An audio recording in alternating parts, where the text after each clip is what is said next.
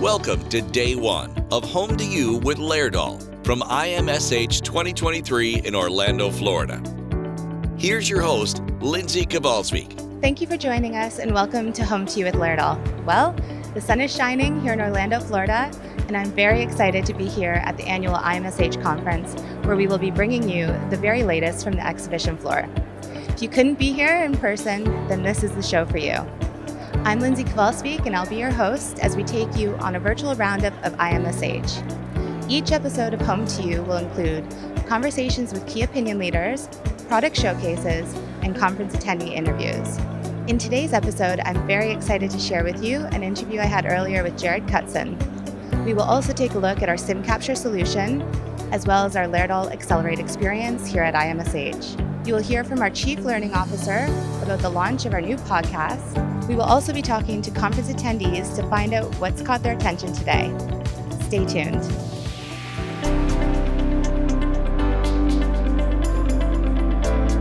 The theme of our Laerdal booth at this year's IMSH conference is Elevate Your Impact. One of the ways that organizations elevate impact is by being much more targeted in using data insights to improve their simulation-based competency programs. Joining me now is Jared Cutson, who will be sharing both the challenges he's facing and how insights from data are helping to overcome them. Jared, thank you for joining us today. Can you tell me a little bit about the challenges you face in driving competency improvement through simulation? Sure. So competency improvement in my mind really spans a spectrum of individuals, from your pre-licensure learners to your post-licensure, licensed practitioners. And so some of the challenges that we're faced with is really getting enough data in a sequential enough format to ensure that we know where people are at in the life cycle of their learning. And I think that's where simulation actually gets to shine, is in that process of being able to standardize, reproduce, and get everybody on the same page in terms of competency-based assessment. How do you ensure, especially in the hospital system, that everyone has access to simulation training? That's a real challenge. So I work in a really large hospital system, upwards of 20,000 employees. And so making sure that we have a centralized hub of simulation activities that we can then disseminate broadly across the organization is really important. So finding solutions where we can bring individuals and teams to us for training, but also ensuring that we can do just-in-time or in situ simulations for individuals on their units is just as important. How are you currently using data in your simulation programs? So we're using data in a bunch of different ways. I think the way that we're predominantly using data is through looking at the ability to link that data to patient care outcomes. While we are hoping to collect data on our individual learners and collecting data at the Kirkpatrick level 1 level, whether or not they liked our programs, and even the level 2 level, whether or not they think it could be useful in their practice, figuring out what exactly they need is where we're struggling. But linking that data to the actual clinical care outcomes is where we're moving towards. For me, it's about 3 things: building, collaborating, and innovating. And so it's about building new programs, building new content, building relationships, collaborating with not only people within our industry, but outside of our industry. Just the other day, I was talking to somebody at a conference just down the hall from us. It's a food vendors conference, and they're using robots to go up and down the aisles of a supermarket to scan the products, to backfill a database to say this is what needs to be stocked. I said, how do I use that in my sim center? How do I use that in the hospital setting? How do we use that technology to help improve our functions?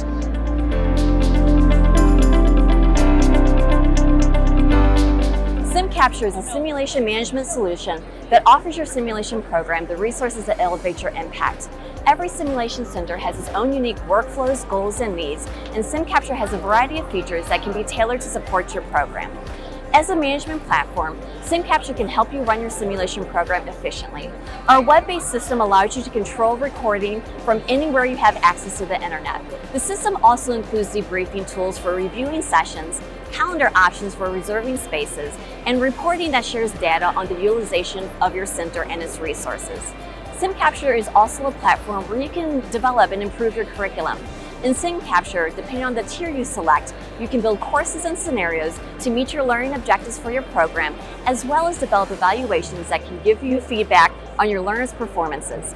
And to elevate your impact further, reporting is available at the course, evaluation, and individual learner level to highlight successes and review opportunities to improve the learner experience, enhance faculty development, and give insight on performance trending and progress.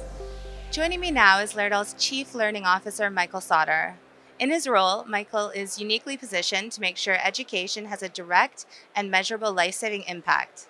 And as host of our new 1 Million Lives podcast, he takes listeners on a journey to explore the constructs of healthcare education and helping save lives with some incredible guests. Michael, thank you for joining us today, and a big congratulations on the launch of the podcast. Oh, thank you. Thank you. That has been a journey. Can you tell me a bit about the podcast and the intent behind it? Sure. I mean, our strategy is called 1 Million Lives, and it's all about helping save 1 million more lives every year by 2030. It was natural for us, if we want to do a podcast, not to focus on Laerdal, but focus on the heroes out there. So hence, we chose not Helping Save Lives podcast, but 1 Million Lives. It's truly about the heroes out there. That's fantastic. And you've quite a lineup of guests. How have you chosen the topics to cover in the podcast, and what can we look forward to hearing about? Right. Well, so we are in this very fortunate position, Lindsay, where wherever door we knock on, people are very accommodating. So we get to choose from top of the line all over the world. So we have the Ronald Hardens, the Victoria Brassel. I mean, she's a rock star in this environment. So I think the lineup now has been really, really good. And the next round, we will align even more with the strategy. So we have an impact update coming, and we really want to have episodes for topics in the impact update on those people out there who have achieved true impact, and speak to them. It's very exciting and very important. Yeah, I think so. Where can people go to listen to the podcast? Well, I mean, any of your favorite podcast channels, Spotify, Apple, whatever. But if you're looking for bonus material in addition, you should really come to our website, laerdal.com/podcast. And for some of the episodes, there will be bonus materials. Great, Yes, yeah, yes. wow, that's really great, yeah. Well, thank you for joining us. But one last question for you. What have you found most interesting here at IMSH so far? Well, I had the great benefit and privilege of being at the Research Summit the prior 2 days. And I have to tell you, there is this willingness and ability, it seems, from the society to try to standardize and produce guidelines so that everyone who joins simulation can now have guidelines. So what they did was a lot of research assessment. Where does the research stand right now? And out of that, they want to make recommendations. Brilliant. And if you look behind us here, I mean, I was here last time 4 years ago, and the biggest change, I think, is back then it was all about the devices, the things, the stuff. Now it changed. It's about outcomes, which is truly, really cool. Yeah? Yeah, that's excellent. Yeah. Well, thank you again for your Sure. time, and we look forward to hearing you. Thank you. Now it's time for the Home to You Word on the Street, when we ask conference attendees about their experience here at IMSH 2023. VR was the big thing last year at IMSH. It continues to be a big thing, but now they're adding more adjunct things that you can add to your VR with the mixed reality as well as the augmented reality. So I'm looking into things to expand our VR program. A lot of people are starting to make that transition to virtual, so I'm interested in learning more about that as well.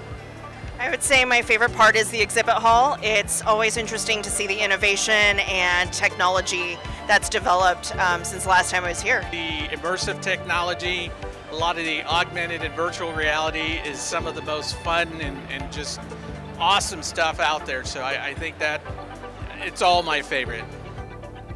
Thank you so much for joining us for our first episode of Home to You with Laerdal from IMSH 2023. What a fun, interesting, and inspiring day it's been. Don't forget to join us tomorrow for a roundup of Day 2. See you then.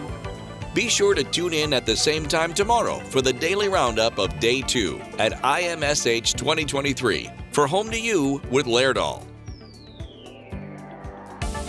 If you enjoyed this program, then you'll probably also enjoy our 1 Million Lives podcast on laerdal.com/podcast. or on your favorite podcast platform.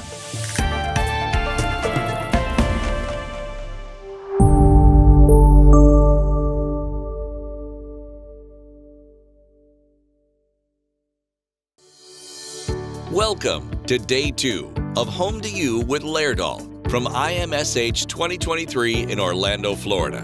Here's your host, Lindsay Kowalski. Hello, everyone, and welcome to Day 2 of our Home to You with Laerdal series from IMSH 2023. My name is Lindsay Kowalski, and I am delighted to be bringing you the latest insights and key takeaways from the world's largest healthcare simulation and education conference. Stay tuned for an interview with Dr. Kelly Bryant, a look at our SimMan 3G Plus and Nursing and Simulator platform, a chat with our very own Executive Chairman, Tora Laerdal, following his acceptance of the Pioneer in Simulation Award, plus the latest buzz from attendees on the conference floor. Let's get started.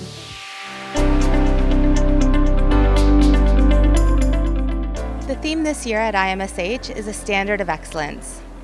For us at Laerdal, that means elevating for impact for everyone in the shared community. In our next interview, we're taking a look at diversity, equality, and inclusion throughout the healthcare sector. Joining me now is Dr. Kelly Bryant from Columbia University School of Nursing to share some insights on how a comprehensive approach can benefit simulation training. Hi, Dr. Bryant. Thank you very much for joining us here on the exhibition floor at IMSH 2023. Oh, well, thank you for inviting me. I'm really excited to talk about diversity, equity, inclusion in simulation. Can you tell us, what are the initial steps that should be taken when implementing inclusivity in simulation experiences? I would say one of the first steps is looking at your simulation environment. Take a look at your mannequins, your task trainers, even down to the pictures on the wall. Do you have diversity in your equipment and the things that you see in your simulation center? Now in 2023, I have to say here at IMSH, there are so many options for increasing diversity of your mannequins. We have a lot of these companies have 3 different skin tones. When it comes to the task trainer, there's so many different skin varieties. So that's the first step, is just including that in your simulation center. And then after that, you really want to focus on your curriculum. So when you're looking at your curriculum, where can you embed diversity, equity, inclusion into your scenarios in a meaningful way? So meaning, as you look at that case scenario, can you add some diversity? Can you add religion, and then having it as a learning outcome so the students can actually address it? Or language, or a person's culture, and embedding that into our scenarios. So working to first embed in your curriculum, making sure as a facilitator that you have the necessary education and background before you implement the simulation. Sometimes that includes having content experts, because we can't be competent in all cultures. So going to someone that can help you develop those scenarios so that you're making sure you're not having stereotypes in scenarios and making sure it's as accurate as possible. Those are some of the first steps, I would say. Yeah, wonderful, thank you. You just shared a few, but are there any other tips you can share to help empower simulation programs to start incorporating DEI into their curriculum? I would say just start somewhere. Like I discussed before, starting with your simulation center, but also as a facilitator or as an educator, educating yourself. So the good thing about having conferences like IMSH, there are so many opportunities to learn more about DEI, whether it's going to workshops, they have webinars now, there's even online courses that you can take or online classes, and also just reading, because there's a lot of articles that are coming out now that are addressing DEI. So I would say that's the first step, is really getting as much knowledge as you can so that you can be effective when you implement those DEI simulations. And another tip I would say is look at examples of institutions or organizations who are doing a great job, and don't be afraid to reach out to them to ask them, can you give me some advice or some pointers on how we can get started with embedding DEI to our simulations? Those are some really great tips. Thanks for sharing that with us. Is there an example or success story that comes to your mind when discussing DEI in simulation or curriculum? I would say, I don't have one particular story, but I would say when I'm doing a lot of this DEI or anti-racism type of scenarios, what I find rewarding is when the learner comes back to you and say, thank you. Thank you for having us go through the simulation, because I've had X, Y, and Z incidents happen in the hospital and I didn't know what to do about it. I witnessed a patient that experienced, implicit bias, and I felt bad because I didn't speak up or advocate for the patient. But I'm glad that you were here to give us those tools, so the next time it happens, I'll be able to do something about it and be an upstander. I think those are the stories that keep me going, and I realize the importance of doing this type of work. That must be really powerful to have them come back to you and tell you that the tools you gave them, they've been able to use in their practice. And lastly, what resources have you used in the past to develop diverse and inclusive curriculum or scenarios?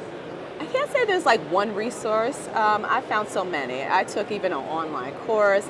I did a Google search and looked for kind of peer-reviewed and valid either articles, toolkits, even going to a lot of webinars myself from the experts and taking notes. So I kind of compiled my own library of resources and used that for the materials that I put together. But I would say if you're, again, just starting out and you want to find some scenarios or activities that you could just pull off the shelf and use with maybe a little bit of tweaking and touch, MedEd Portal was one that I really go to a lot. They have a great catalog. They have a DEI catalog of just scenarios, and they have everything. They'll have the videos, they have the evaluation tools, a facilitator guide, and then they have another catalog that's an anti-racist curriculum. So I get a lot of ideas from that, and then I use it to, you know, again, make changes, revisions that'll fit my student population, but I find that's a great place to start.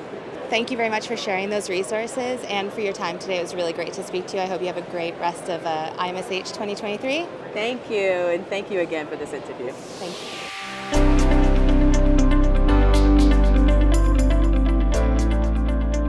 Welcome to Orlando. My name is Tracy Mulcahy, and I'm super excited to talk to you about SimMan 3G Plus today.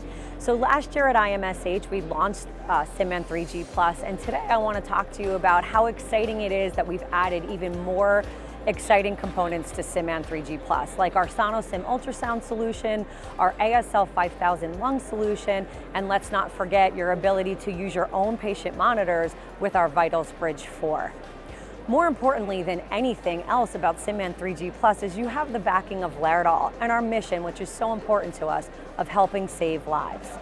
We are super excited to help you along your road to help us save more than 1 million lives every year to the year 2030.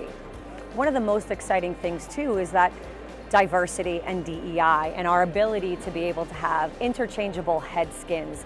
And so we're so excited for you to see that also. So I'm going to turn it over to Dean now to talk more about that. Well, thank you very much, Tracy. So 4 years ago, the Nursing and Simulator was unveiled at IMSH, just like today.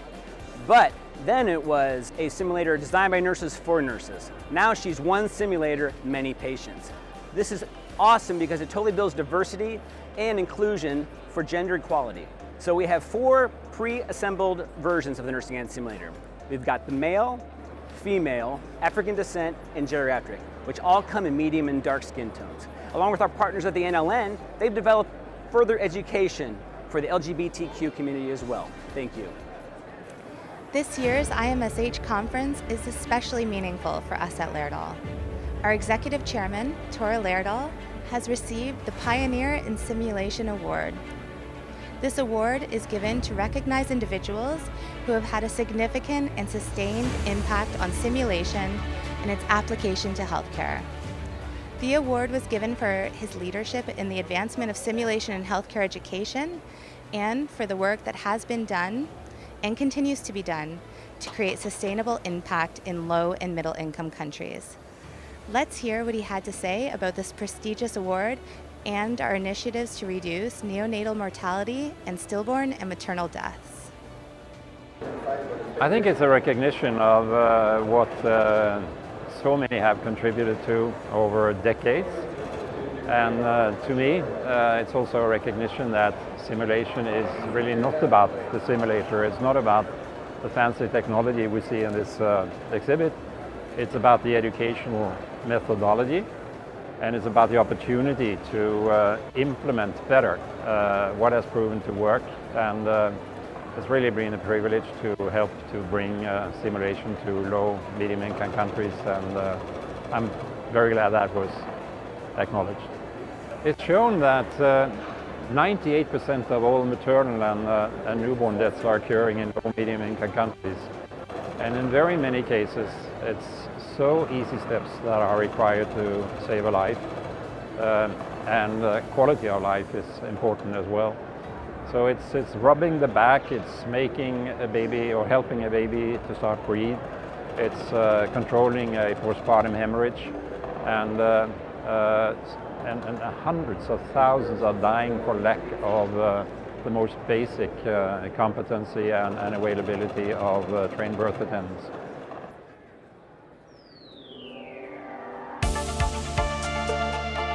Now it's time for the Home to You Word on the Street, when we ask conference attendees about their experience here at IMSH 2023. It is always so encouraging and exciting to just see how many excited faces there are here.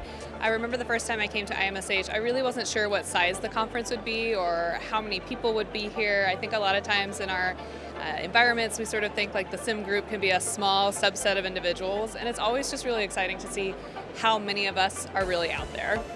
I've learned that there's a lot of vendors here.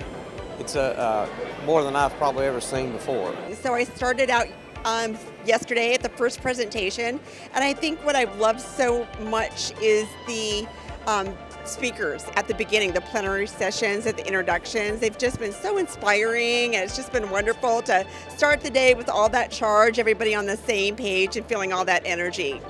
I'm a clinical pharmacist and working as a clinical simulation specialist in my country, So it was a great opportunity to over here, to learn about new things and new innovations in medical education. That's what we need a lot right now, to teach our medical graduates and medical students. So how the clinicians are going to be enhance their skills, and the surgeons are going to enhance their skills. So this is it, I am looking forward to learning about applying escape rooms in my sim lab and making that free work to prepare them more for the patient interaction. Thank you for joining us for the second episode of Home to You with Laerdal from IMSH 2023. It's been another busy and fascinating day on the conference floor. Tune in tomorrow for our final daily roundup. See you then.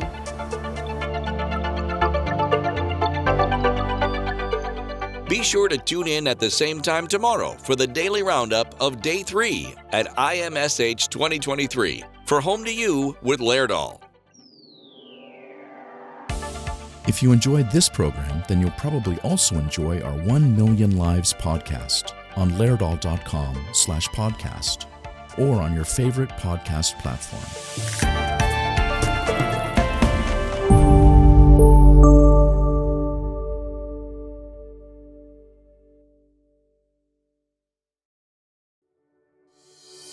Welcome to Day 3 of Home to You with Laerdal from IMSH 2023 in Orlando, Florida.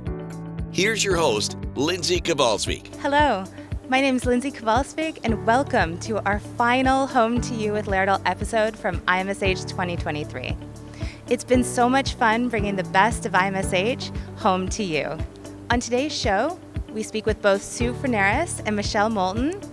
We take a look at the development of our VR Clinicals for Nursing solution, and we have a chat with Abstract Award winner May Sissel Vadla.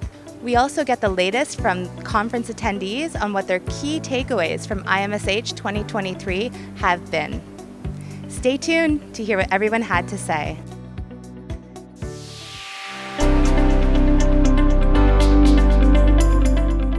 All week here at IMSH, we've been hearing the phrase, a standard of excellence, for both the present and future of simulation training. As 2023 begins to unfold, we're keen on asking how we can elevate the impact of training through harnessing emerging technologies. Joining me now is Sue Fernaris and Michelle Moulton, who have been leading a discussion to do just that.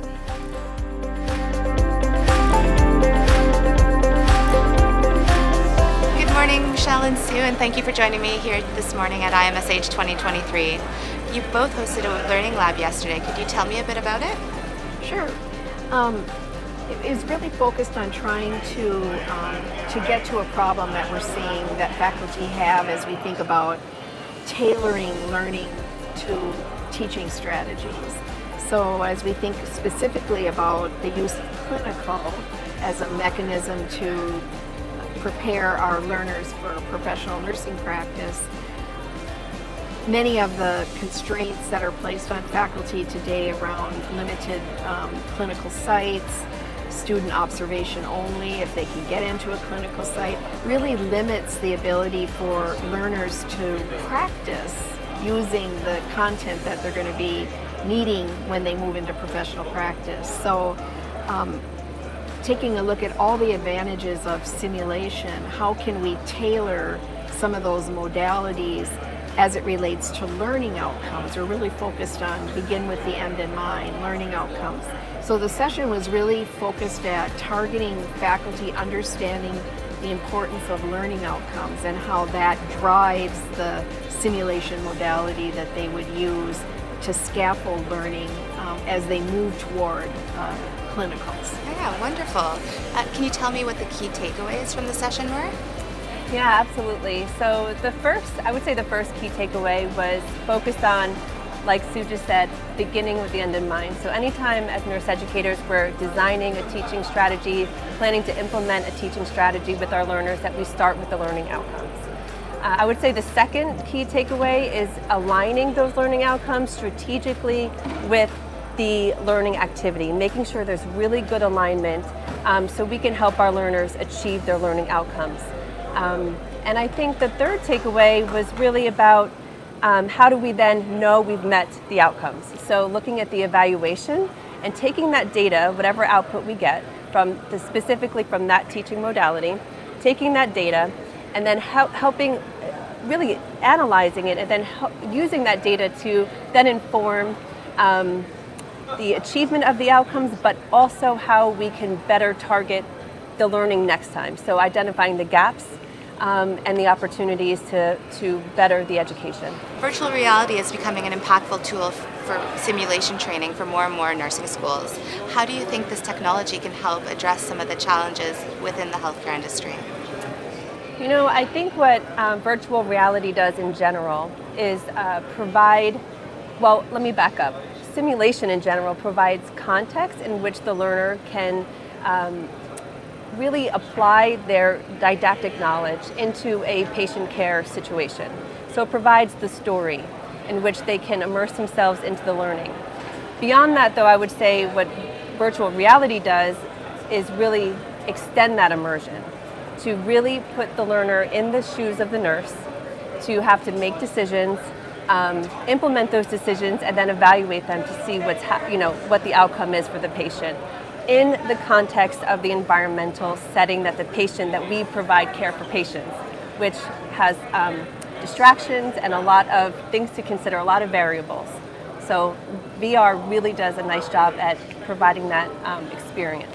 I would also say that this modality can really help to provide an opportunity to expose the learner's thinking. Yes. And when an educator can do that, create a debriefing or a dialogue around the experience of VR, expose that thinking and help direct the learner's nursing practice, developing nursing practice, I think that's a real benefit. So we've discussed virtual reality. What other trends do you think will be defining for the healthcare industry this coming year? You know, I think, Michelle, one of the things we've talked about is this notion of evaluation. And many of these modalities come with data. You know, as the learners perform and as perform isn't the right word, as learners work toward achieving outcomes, they're giving information to systems that provide data that can give you an idea of how they're trending toward outcomes, or aggregate how a cohort of learners who use that same simulation modality, how they're trending as a cohort. So I think the biggest issue or the biggest outcome of that would be the use of data. These systems provide information, and so even when you're using them in the healthcare setting, providers get a better sense of where they are on target in terms of quality delivery of care. All of that, I think, is what is opening this up. You know, you hear a lot about informatics and the use of data to inform quality improvement, and I think that this helps us move more in that direction. I would also say that we can look at this data in one learning encounter, like a class. We can look at how this data trends in a course, in a semester, in a program. And then I think most importantly, there's an opportunity to look at how this data translates into practice. Because we talked about having like a better handshake really between the academic setting and the practice setting with our learners. And I think this data can help to do that and fill that gap a little bit. These are very exciting opportunities to advance education. Thank you very much for taking the time to meet with us, and have a great IMSH. Thank you. It's our pleasure.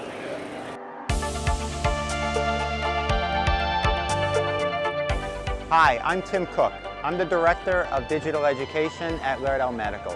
And I'm really excited to tell you a little bit about how we are using new technologies like virtual reality to address some important needs in healthcare education. Virtual reality is really an emerging technology, and we've been looking to see how we can leverage these wonderful opportunities of this technology to address actually some really critical needs. So we have been working with Wolters Kluwer Health and the National League for Nursing to develop a new solution for nursing educators. We realize that nursing students need more relevant clinical experiences treating multiple patients to be ready for practice. So we have a new solution here where students can go into a virtual hospital in VR and treat multiple patients at the same time. And in this virtual hospital, it will be busy, it will be chaotic, there will be interruptions to care. And nursing students, they can practice how to prioritize among the patients, and they can grow in confidence to help them actually prioritize correctly. So we're really excited about using VR and for this new, basically this new technology for this need. And we will be beta testing with a number of different schools this spring, and we hope to launch it later this year. So thank you very much for letting me tell you about this new solution. We know it's a challenge to translate training skills into improved clinical performance. I'm joined now by Maisa Salvadla, medical doctor and PhD fellow for the University of Stavanger, who has just been recognized here at IMSH today for her work on a study addressing exactly this issue. Hello, Maisa, and thank you so much for joining us here today, and a very big congratulations on your abstract award. Your abstract was selected as one out of the top 3 of 1,200 submissions, and that's truly amazing. Can you just tell us a little bit about how you're feeling today? I'm feeling honored and grateful that I can receive this award on behalf of the team, so I'm very happy. The work you've been doing in Tanzania has been groundbreaking. Can you tell me a bit about why this work is important and what you found?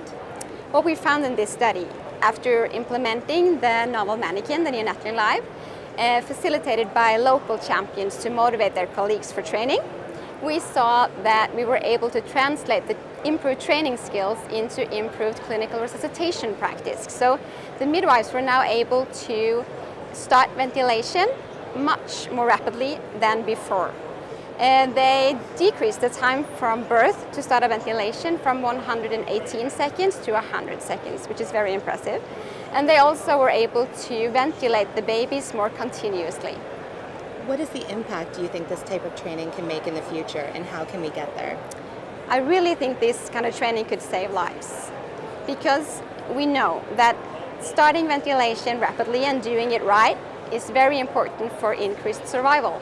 So I do think that midwives trained using these mannequins will actually be able to save more of the non-breathing newborns. Well, congratulations again. This is such an impactful study, and I just want to wish you all the best with your future studies. Thank you so much, and thank you for having me. Thank you for your time. Now it's time for the Home to You Word on the Street, when we ask conference attendees about their experience here at IMSH 2023. So I've been here several times. The first time I ever came was in 2014, I believe, and it has just gotten bigger every year. I think the amount of vendors we have, the amount of people who are engaged and who really feel like this is a really great way to learn what's happening in the simulation world, it happens here. There's more like extended reality, virtual reality, augmented reality, simulation, like workshops this year. You know, IMSH is an amazing opportunity for every level of person that needs simulation to see the technologies that can support the curriculums and the processes necessary to provide good health care.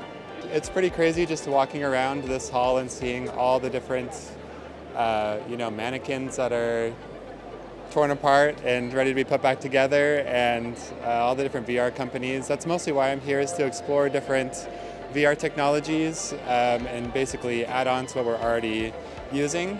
So that's been really helpful to just quickly, instead of searching online, just to come here and just say, oh, what do they do? What do they do different that we can implement? So that's been really helpful. I think the most impressive thing about this is the collaborative nature, about learning what's new out there, technology-wise, learning how people are teaching the visions that they have for their own shops, and how we can learn from each other. So it's an incredible opportunity to connect with people. And attending IMSH for me is a place where I feel like I'm able to stay on the cutting edge and hear those projects that are pushing the boundaries in simulation, and learn how to adopt those at our own institution or to collaborate with people. Being back in person has been wonderful because you get to connect with those people in person and talk to them about what their next steps are, and that has made it my while. It's a really good experience. I come from Norway, so I traveled a long way to come here. It's a good conference, important topics, and also the exhibition hall is tremendous. It's lots of fascinating things to look at and to bring back home. And that's a wrap. Thank you for joining us on this virtual daily roundup series from IMSH 2023. Join the conversation online. We'd love to hear from you. It's been my pleasure to be your host, and until next year, thank you and goodbye.